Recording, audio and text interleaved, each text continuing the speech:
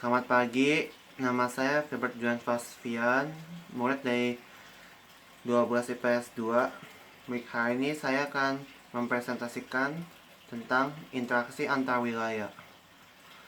Interaksi antar wilayah adalah sebuah hubungan timbal balik antara dua wilayah atau lebih yang mengakibatkan terjadinya perubahan ketampakan pada wilayah tersebut yang dapat menimbulkan sebuah gejala, kenampakan, atau permasalahan baru.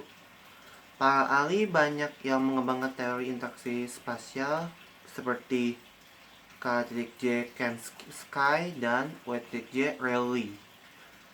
Aplikasi teori-teori interaksi ini dapat diterapkan dalam perencanaan pembangunan.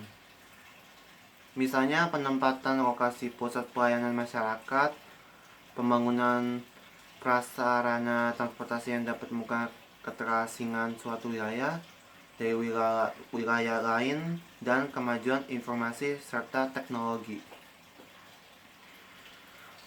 Banyak orang mengatakan mengapa interaksi itu sangat penting.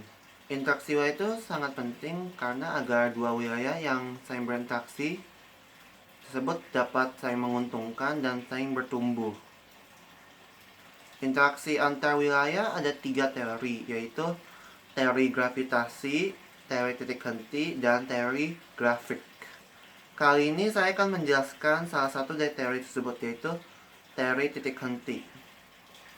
Teori ini memperkirakan lokasi garis batas yang memisahkan wilayah perdagangan di dua kota yang berbeda. Teori ini biasanya digunakan untuk perkiraan tempat lokasi industri atau pelayanan sosial antar dua wilayah itu, sehingga mudah dijangkau oleh penduduk dari dua wilayah tersebut. Untuk menjelaskan titik henti ini, saya menggunakan contoh jika akan membuka sebuah minimarket, contohnya Indomaret atau Alfamart di dua wilayah, yaitu wilayah perumahan dan wilayah non-komplek perumahan atau rumah biasa. Sehingga minimarket yang dibuka itu dapat berjalan dengan sukses. Dengan rumus perhitungan titik henti dapat dipergunakan untuk menentukan letak paling strategis minimarket itu. Syaratnya itu untuk menggunakan teori titik henti adalah 1. Kondisi ekonomi penduduk hampir sama.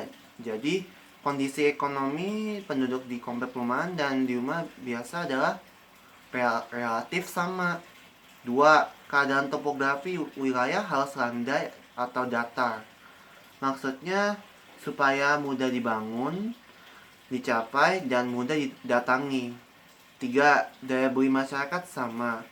Kemampuan untuk membeli dari penduduk di wilayah komplek perumahan dan di rumah biasa sama. Mereka terlihat sering berbelanja di minimarket. 4. Sarana transportasi yang memadai. Penduduk dari komplek perumahan dan dari rumah biasa mudah untuk mencapai ke minimarket tersebut. Jarak dari rumah mereka tidak terlalu jauh. Mereka bisa juga menggunakan motor, sepeda, mobil.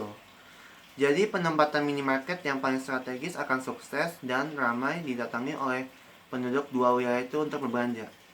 Sekian dari presentasi saya. Terima kasih.